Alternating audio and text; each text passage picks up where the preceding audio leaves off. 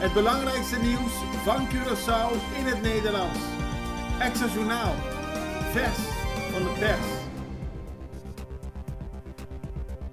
Welkom bij Extra Journaal. Fijn dat u weer kijkt. We hebben het belangrijkste nieuws voor u op een rij gezet. En we beginnen met het bericht dat een toename van het aantal tandartsen niet wenselijk is. Tenminste, dat is de boodschap die in een persbericht naar buiten is gebracht door de Curaçao Dental Society.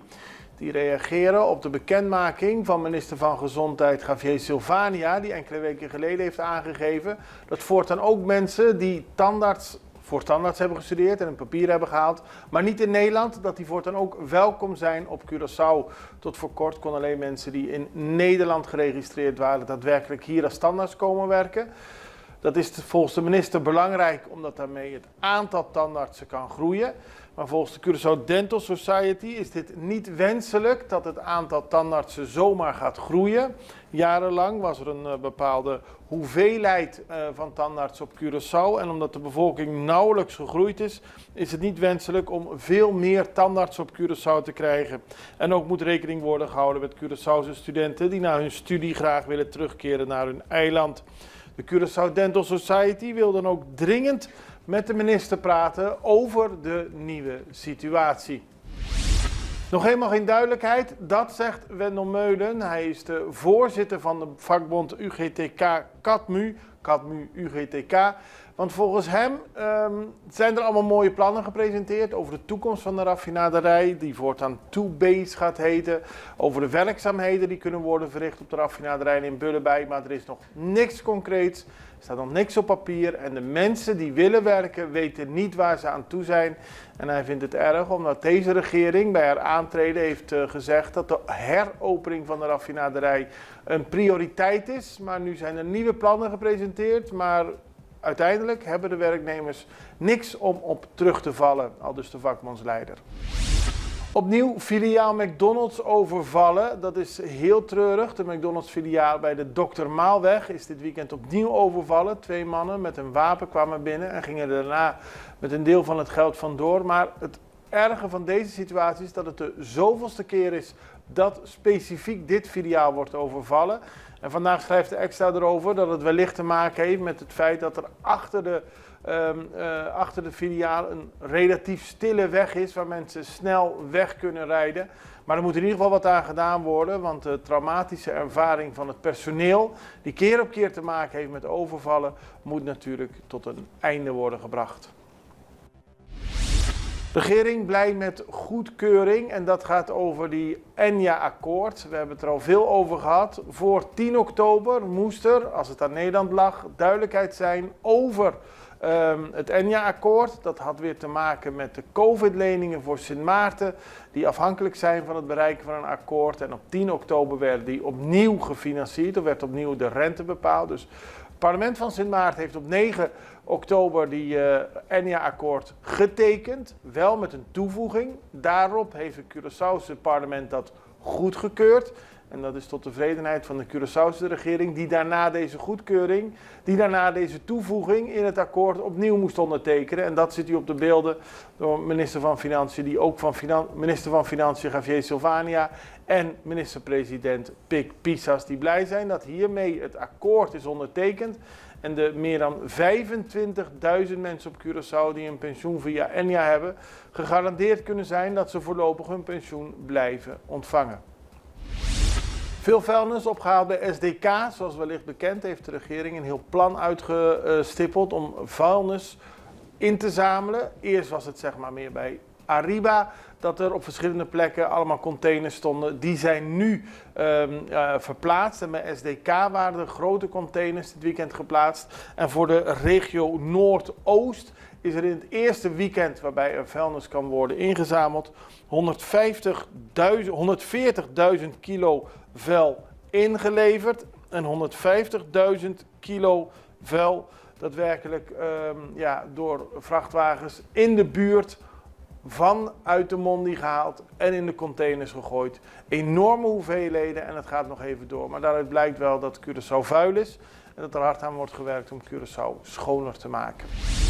Curaçao gaat voor de winst, dat gaat over voetbal. Vanmiddag om 4 uur staat het nationale voetbalselectie tegen Grenada Dat is in het kader van de CONCACAF Nations League. En die hele competitie loopt nog niet zoals het zou moeten. Voor de voorbereidingen voor het WK 2026 heeft het team onder leiding van Dick Advocaat 2 keer gewonnen. Dat is goed, maar die worden pas volgend jaar weer vervolgd. Nu wordt er gespeeld voor de CONCACAF Nations League. Dus 1 keer gewonnen, 1 keer gelijk gespeeld, 1 keer verloren. Nu moet weer tegen Granada. Daar is afgelopen vrijdag tegen gelijk gespeeld. 0-0. Weer in Santa Lucia, weer in een stadion dat oorspronkelijk voor cricket is gemaakt, maar nu is aangepast. En nu moet Curaçao echt winnen, anders wordt het een lastig verhaal. Zo heeft de bondscoach laten weten. Hij moet dat doen zonder Ravien Rosario en Rangelo Yangwa. Die zijn allebei geblesseerd. Cheryl Floranes is geschorst. Voorzichtigheid staat voorop. Dat heeft te maken met de krokodil op Bonaire. Die is nog steeds niet gevangen.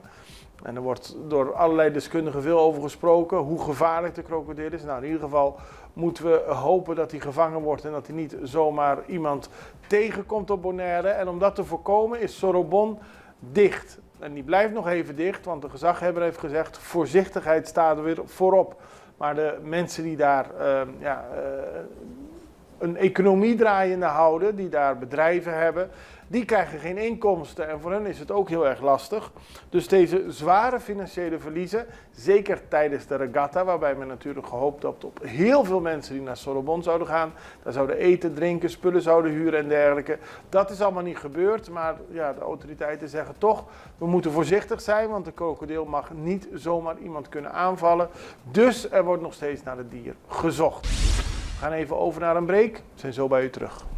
Extra in Nederland. Van Amsterdam tot Arnhem, van Groningen tot Maastricht. Extra is erbij. Volg Extra Digitaal en blijf op de hoogte van de belangrijkste ontwikkelingen in Nederland. Extra Digitaal is te zien op verschillende platforms en kanalen zoals WhatsApp, YouTube, Facebook, Instagram en ook TikTok. Wilt u ons op de hoogte brengen van een evenement of iets doorgeven? Neem contact op via WhatsApp, e-mail, Facebook of bel gewoon 06 1364 2945. Volg of abonneer je op Extra Digitaal. Klik aan en volg ons.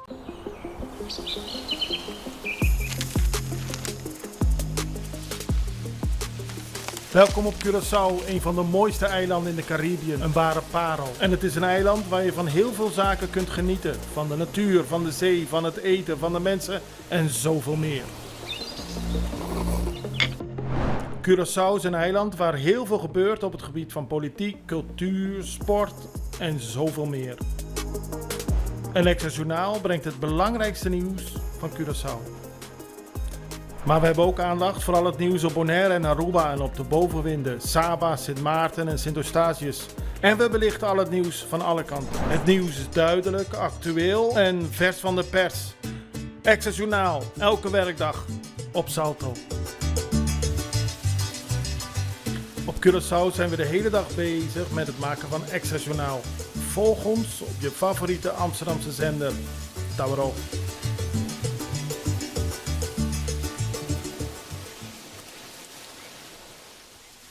We beginnen op Sint Maarten, want daar vond afgelopen weekend een ernstig ongeluk plaats. Op een motor zat een echtpaar en die zijn omgekomen. Het is nog onduidelijk wat er precies gebeurd is. Het lijkt erop dat ze tegen een betonnen kast zijn aangereden, maar de zaak wordt nog onderzocht. Het gaat om Michael Brown en zijn partner. Hij is bekend omdat hij onlangs benoemd is tot hoofd van vergunningen bij het ministerie van Vromi. En het was een ernstig ongeluk om 5 uur 's ochtends. Dus de politie wil precies weten wat zich heeft voorgedaan.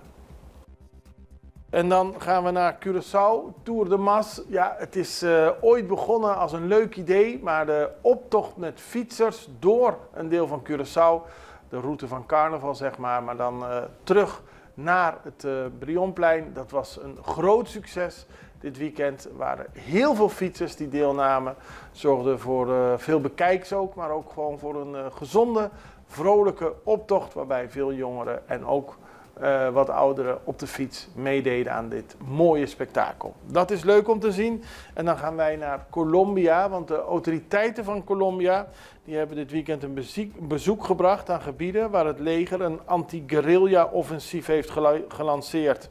Een delegatie van de Colombiaanse regering arriveerde zondag in de plaats El Plateado, dat is in het zuidwesten van het land, waar een militair offensief tegen een dissidentengroep van de FARC aan de gang is. De dag ervoor raakte in dat district, El Plateado, een 20-tal mensen gewond tijdens de operatie. Het is een van de belangrijkste bastions van de dissidentie van de centrale staf in de regio. Het is een bergachtig complex, maar volgens de overheid moet er hard worden opgetreden tegen deze groep die zich militair verzet. En op die manier wil Colombia een einde maken aan de militaire groepen, waar het natuurlijk in het verleden heel veel last van had. Er zijn akkoorden gesloten met de FARC, maar de groepen die zich daar niet aan willen houden, moeten zich overgeven, zo heeft de regering van Colombia benadrukt. En daarmee zijn we aan het einde gekomen van deze aflevering van Extra Journaal. We zijn er morgen weer en ik hoop u ook het allerbeste. Tot ziens. Dag.